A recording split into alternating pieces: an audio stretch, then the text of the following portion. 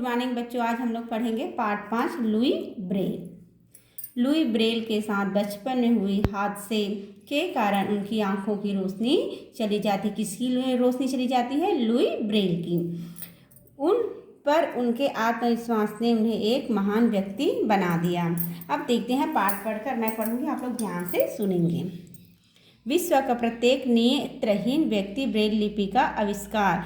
नेत्रहीन मतलब क्या होता है? अंधा। विश्व का प्रत्येक अंधा व्यक्ति ब्रेल लिपि का आविष्कार करने वाले लुई को अपना मसीहा मानता है।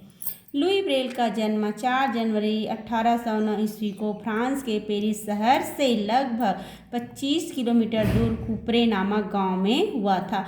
लुई ब्रेल का जन्म कब हुआ था? 4 जनवरी 1809 ईस्वी को फ्रांस के पेरिस शहर से लगभग 25 किलोमीटर दूर कुप्रे नामक गांव में हुआ था। कहाँ हुआ था? कुप्रे नामक गांव में हुआ था। लुई ब्रेल के पिता सिमोन ब्रेल एक गरीब व्यक्ति थे। क्या थे? गरीब व्यक्ति थे। सिमोन ब्रेल एक छोटी सी वर्कशॉप चलाने वाले थे। वर्कशॉप में क्या होता है? औजार बनाए जाते हैं। जहाँ औजार बनाए जाते हैं वहाँ वे घोड़ों की जीम और लगाम बनाते थे। क्या बनाते थे? घोड़ों की जीम और लगाम बनाते थे। जब वे काम करते तो नन्हा लुई मतलब छोटा सा लुई बालक उनके पास खेलते खेलते आ जाता। एक दिन सिमोन ब्रेल वर्कशॉप के बाहर एक ग्राहक से बात कर रहे थे। चंचल लुई ने चमड़े को छेद करने का औजार उठा लिया। क्या करने का औजार? चमड़े को छेद करने का औजार उठा लिया और चमड़े में छेद करने लगा, पर वह उस औजार को संभाल ना सका और नुकीला हथियार सीधा उनकी आंख में लगा। क्या किया? वह संभाल ना पाया, पर वह उस औजार को संभाल ना सका और नुकीली हथियार सीधा उनकी आंख में लगा। चीख सुनकर सिमोन ब्रेल और उनकी पत्नी वहाँ पहुँचे। कहाँ पहुँचे? वहाँ पहुँचे, पर तब तक लुई की आंख में गहरा घाव हो गया था।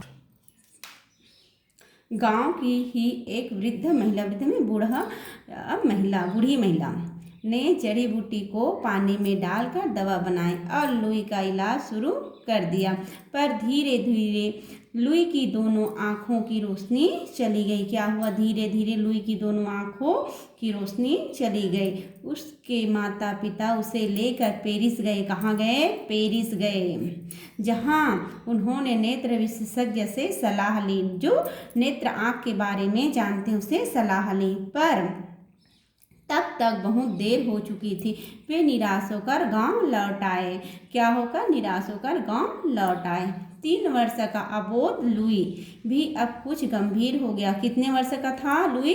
3 वर्ष का अबोध लुई भी अब कुछ गंभीर हो गया। उसकी चंचलता एकाएक समाप्त हो गई। कल तक हंसने खेलने वाले बच्चे के अंधा हो जाने से माता पिता बहुत दुखी हुए। क्या हुए? माता पिता बहुत दुखी हुए। क्यों? उसकी आंखों चली गई। अब अन्य बच्चों की तरह भागने दौड़ने की बजाय वह अपने काम के लिए माता पिता और भाई बहनों की मदद लेने लगा। 6-7 वर्ष की आयु में वह छड़ी के सहारे गांव में घूमने लगा। कितने वर्ष की आयु में? 6-7 वर्ष की आयु में वह छड़ी के सहारे गांव में क्या करने लगा? घूमने लगा। लुई के पिता हमेशा लुई से कहा करते कि बेटा लुई, तुम जन्म से अंधे नहीं हो। लुई के पिता लुई को क्या कहते हैं? लुई के पिता हमेशा लुई से कहा करते कि बेटा लुई, तुम जन्म से अंधे नहीं हो, इसलिए कभी निराश मत होना। अब तुम उनके लिए कुछ करना जो जन्म से अंधे हैं। वे हमेशा उनका उत्साह बढ़ाते रहते। एक दिन कुप्रे के एक चर्च के पादरी में क्या होता है? चर्च के पुजारी जैक्विस पे लुई की नज़र उस पर पड़ी। पादरी ने लुई को अपना लिया और उस पर अपना स्नेह उड़ेल दिया। वह उसे लेकर किसी बड़े वृक्ष के नीचे बैठ गया। उन्होंने उसे फूलों और पक्षियों की पहचान कराई। किसकी पहचान कराई? फूलों और पक्षियों की पहचान कराई। साथ ही संगीत का अध्ययन कराया। वे उसे बाइबिल की कहानियाँ भी सुनाते थे। किसकी कहानियाँ सुनाते थे? बाइबिल की कहानियाँ सुनाते थे। लुई ने ठान लिया था कि वह जीवन में कुछ करके दिखाएगा। पादरी ने लुई को एक स्कूल के प्रधानाध्यापक से बात कर उसे स्कूल में प्रवेश दिलाया। बालक लुई स्कूल जाने लगा। क्या जाने लगा? स्कूल जाने लगा। वह पहले सामान्य बच्चों के बीच सहमा रहा, पर धीरे धीरे उसकी प्रतिभा सामने आने लगी। बाद में पेरिस के अंध विद्यालय में लुई को प्रवेश मिला।